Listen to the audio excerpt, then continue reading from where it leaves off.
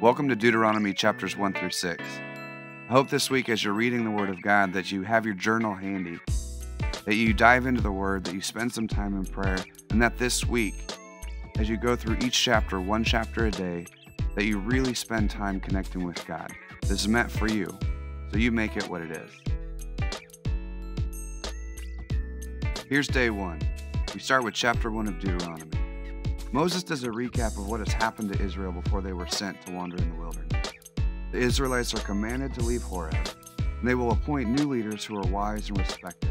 They will send out spies to enter into the land and to scout the land of Canaan.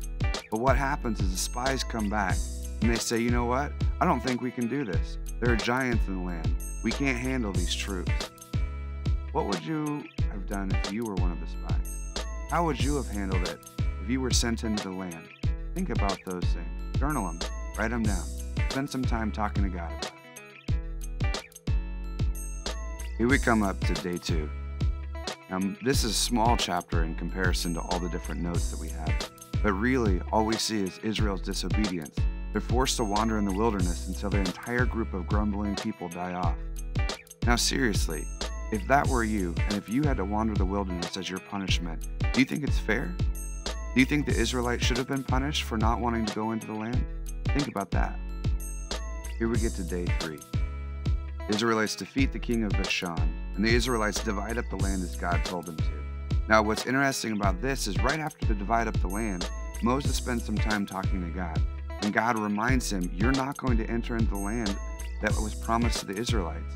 You sinned, and because of your sin, you can't enter. Now, think about that. You're the leader of the people of Israel. You have been leading them for 80 years, and you can't follow into the promise. What must have Moses felt like? Day 4. As they prepare to enter the land, the Lord reminds the Israelites that obedience is required. Idolatry is forbidden because God reminds the people that He is the one true God. Think about that. God is your only God. Not the idols, not the sex, not the drugs, not the people around you. God, and only God. Day 5. Moses does a recap of the 10 Commandments. Go back through to Exodus chapter 20. Look at the 2 chapters and compare them side by side. Look at the original 10 Commandments and then look at these 10 Commandments. What are the differences? What are the similarities? Why does God need to repeat them? And then we have day 6, the theme chapter for this week's reading. The Israelites are commanded to make God their only love. God tells them to teach the law to their children, making it an everyday occurrence. When you sit down, when you rise up, when you're walking, write it on your forehead. Don't ever forget the command of the Lord your God.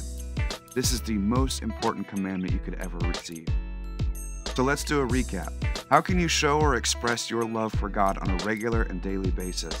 How often do you need to be reminded of the commandments that God has given you? In what ways are you like the children of Israel? How are you different? How do these chapters in Deuteronomy encourage you to make some changes in your own life?